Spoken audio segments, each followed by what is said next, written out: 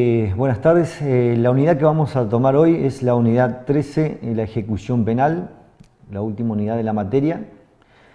Cuando nos referimos a la ejecución penal, estamos hablando de la última etapa del proceso penal y en la cual hay una sentencia firme que debe ser cumplida. Es decir, que hubo un procedimiento penal, se acreditó la responsabilidad del hecho que se investigó, la autoría o la materialidad del autor y posteriormente una sentencia. Esa sentencia es la que se tiene que cumplir a través de del juez competente o el juez el juez de ejecución que está encargado a llevar adelante esa ejecución.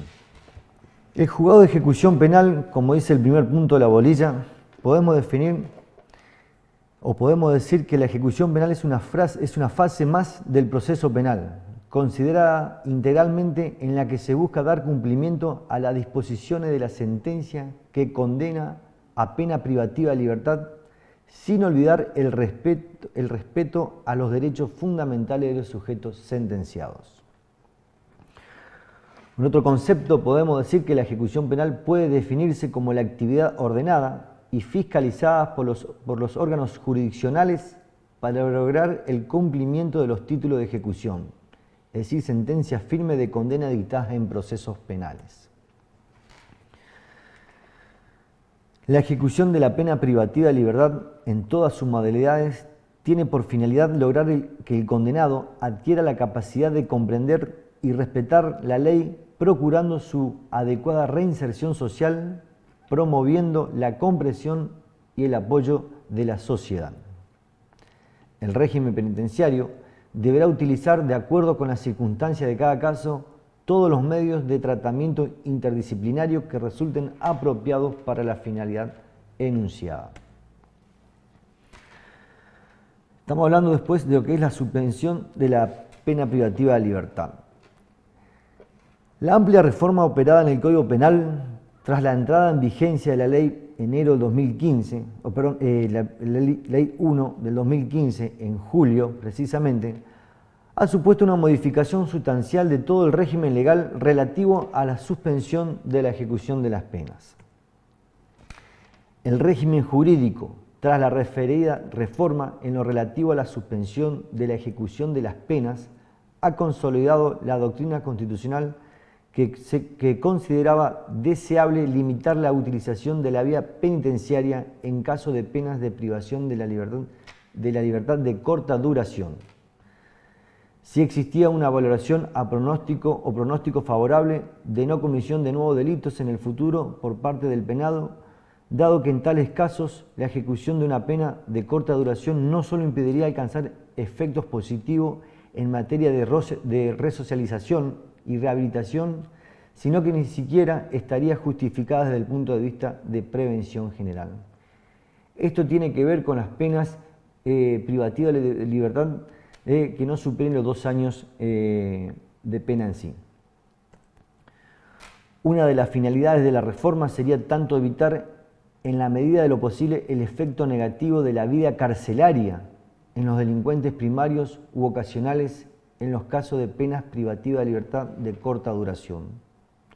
Todo ello a fin de hacer efectivo el principio de reducción y reinserción social, planteándose como alternativa frente al cumplimiento de penas cortas, la de acudir a penas de distinta naturaleza. Por ejemplo, la idea era evitar el tema de que se cumpla esta condena con, por ejemplo, beneficios hacia la comunidad, con multas o privación de algunos derechos. Por ejemplo, se trata de la modalidad ordinaria aplicable a delincuentes primarios, con pena o sumas de pena no superior a los 2 años, con la innovación de que tras la reforma no solo se tendrán en cuenta, como hasta ahora, los antecedentes penales por los delitos imprudentes, delitos cancelables o delitos leves, sino también se despreciarán aquellos otros delitos que le pudieran constar al penado y que no tengan relevancia para valorar una posible reincidencia en el futuro. Esta suspensión de la pena privativa es una vía excepcional que pone el acento en el esfuerzo particular del penado para acceder a esta modalidad extraordinaria de suspensión, atendiendo a las circunstancias personales del reo, la naturaleza del hecho, su conducta y en particular el esfuerzo de reparar el daño causado. Esto se da con el beneficio, por ejemplo, a lo imputado de una pena menor de 2 años o menor de 3 años también, por ejemplo, el beneficio de la probation, que son tareas comunitarias para poder cumplir la condena. Después estamos hablando de lo que es el régimen de salidas transitorias. La ley 24.660, es decir, la ejecución penal, en su artículo 17 prevé y establece los requisitos para acudir al régimen de la salida transitoria. Previamente este beneficio se tiene que dar en 4 etapas. Primero hay una observación, en segundo lugar un tratamiento, en tercer lugar una prueba y el cuarto en sí es la libertad condicional. Es decir, que una persona imputada en un hecho y cumpliendo la condena, cuando solicita una salida transitoria, primero está la etapa de observación, hay un tratamiento interno en el cual tiene que cumplir unas pruebas de por medio y recién la libertad condicional. En lo que refiere a la salida transitoria, esta se puede dar por el tiempo, por el motivo y por el nivel de confianza. Por el tiempo, los jueces de ejecución o el juez competente evalúa la situación o la persona en sí de la persona que está cumpliendo cumpliendo la pena y puede establecer una salida transitoria en principio de 12 horas. Posteriormente puede ser 24 horas y excepcionalmente unas 72 horas.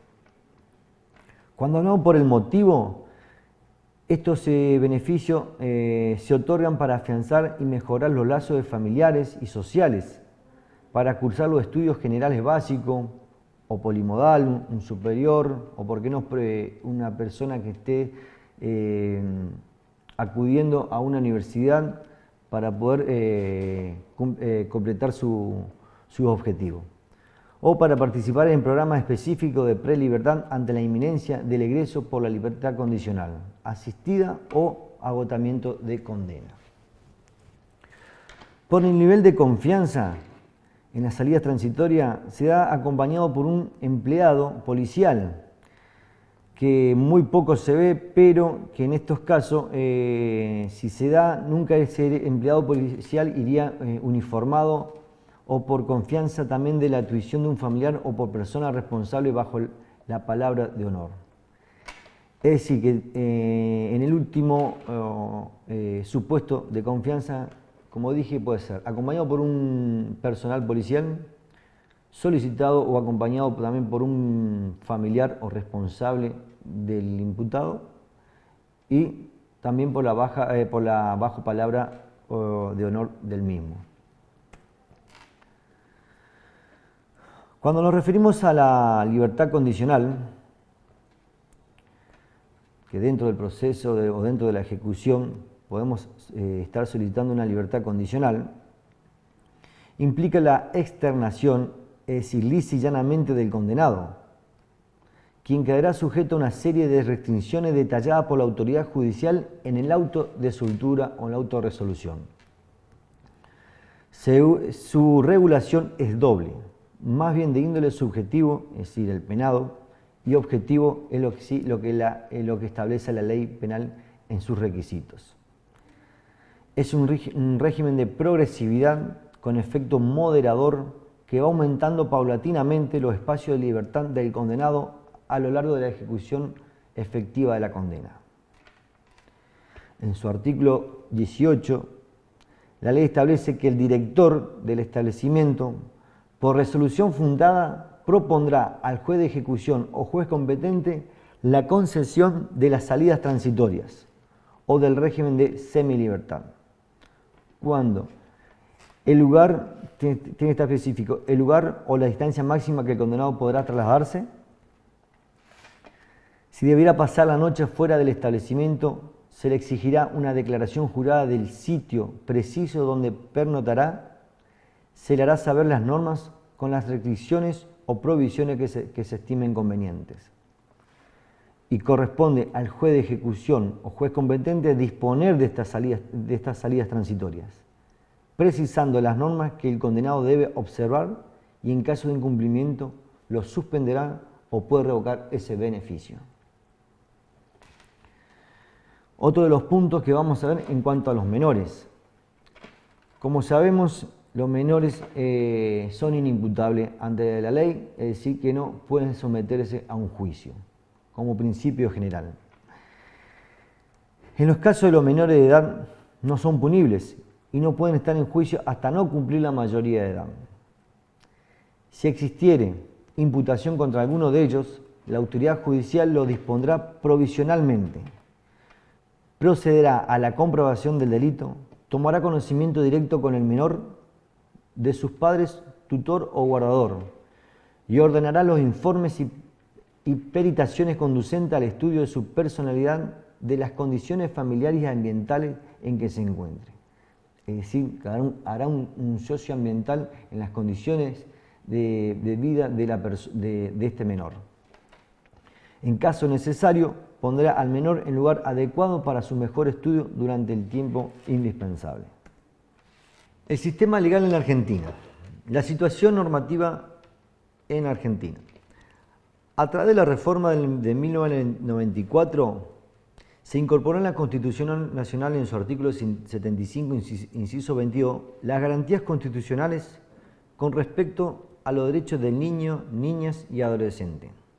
Es decir, que a través de la Convención en la reforma del 94 tuvo jerarquía constitucional con todas las garantías posibles hacia los derechos que pueden llegar a tener los niños o niñas o adolescentes.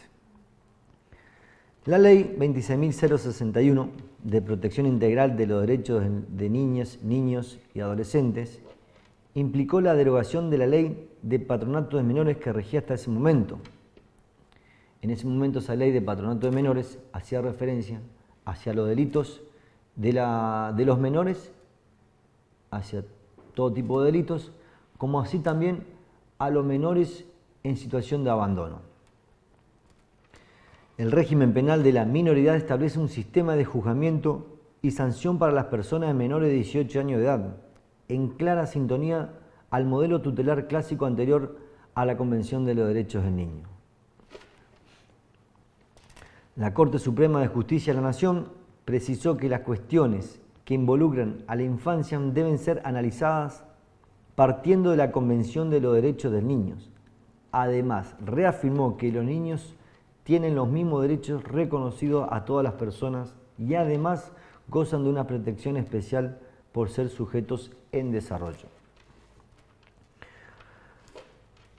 Cuando hablamos de la punibilidad de los menores, estamos haciendo referencia a los menores de 16 y 17 años y los de 18 años.